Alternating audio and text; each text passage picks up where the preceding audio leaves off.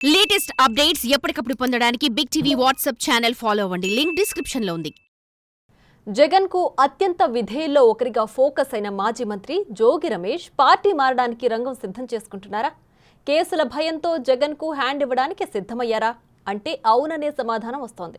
తాజాగా జోగి రమేష్ కూటమి నేతలతో కలిసి ఒకే జీపెక్కి ర్యాలీలో పాల్గొని అందరికీ షాక్ ఇచ్చారు.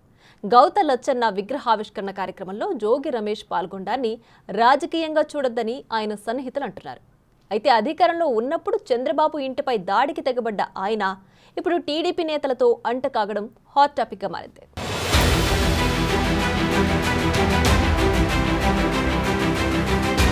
మాజీ సీఎం జగన్ కు వరుస షాకులు తగులుతున్నాయి. వైసీపీ మాజీ మంత్రి జోగి రమేష్ టీడీపీలోకి చేరుతున్నట్లు తెలుస్తోంది. టీడీపీ నేతలతో జోగి రమేష్ కలిసి తిరుగుతున్నారు. ఇటీవల నూజివీడు బస్టాండ్ సెంటర్లో గౌతు లచ్చన్న విగ్రహావిష్కరణ కార్యక్రమం జరిగింది. ఈ విగ్రహాన్ని మంత్రి పార్థసారథి, పలాస ఎమ్మెల్యే గౌతు శిరీష కలిసి ప్రారంభించారు.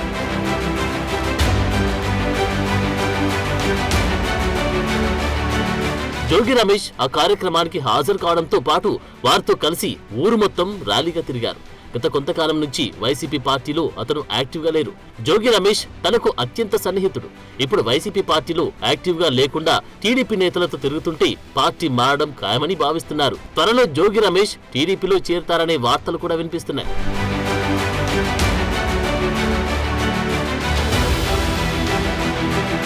ఇది ఇలా ఉండగా గతంలో వైసీపీ ప్రభుత్వం ఉన్న సమయంలో జోగి రమేష్ మంత్రిగా పనిచేశారు. ఇటీవల కేసు నమోదైంది. చంద్రబాబు ఇంటిపై దాడి చేసిన ఘటనలో ఆయనపై కేసు నమోదు చేశారు. పోలీసుల విచారణకు కూడా ఆయన హాజరయ్యారు. ఆయన కుమారుడిపై కూడా అగ్రిగోల్డ్ భూముల విషయంలో కేసు నమోదైంది. టీడీపీ కార్యాలయంపై దాడి ఘటనలో కూడా నిందితుడిగా ఉన్నారు. ఇప్పుడు ఒక్కసారిగా టీడీపీ ర్యాలీలో కనిపించడంతో పార్టీ మారుతున్నారని వార్తలు వినిపిస్తున్నాయి. ఇటీవల వైసీపీ రైతాంగ సమస్యలపై నిర్వహించిన నిరసన కార్యక్రమాల్లో జోగి రమేష్ పాల్గొనలేదు.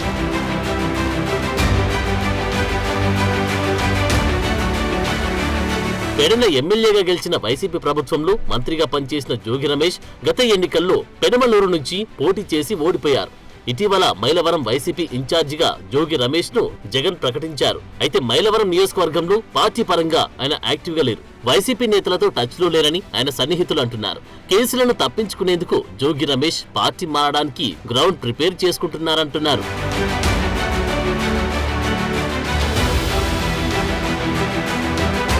టీడీపీలో మాజీ మంత్రి జోగి రమేష్ ఎపిసోడ్ చర్చనీయాంశంగా మారింది. జోగి రమేష్ వెళ్లి మంత్రి కొలుసు పార్థసారథి, పలాస టీడీపీ ఎమ్మెల్యే గౌతు శిరీషతో కలిసి గౌతు లచ్చన్న విగ్రహావిష్కరణ కార్యక్రమంలో పాల్గొనడంపై Telugu తమ్ముళ్లు బగ్గుమంటున్నారు.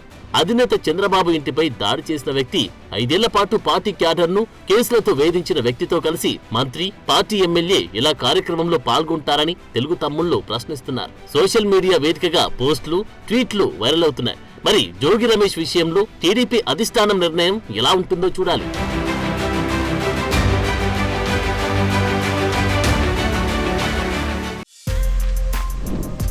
For more videos like this, subscribe Big TV channel.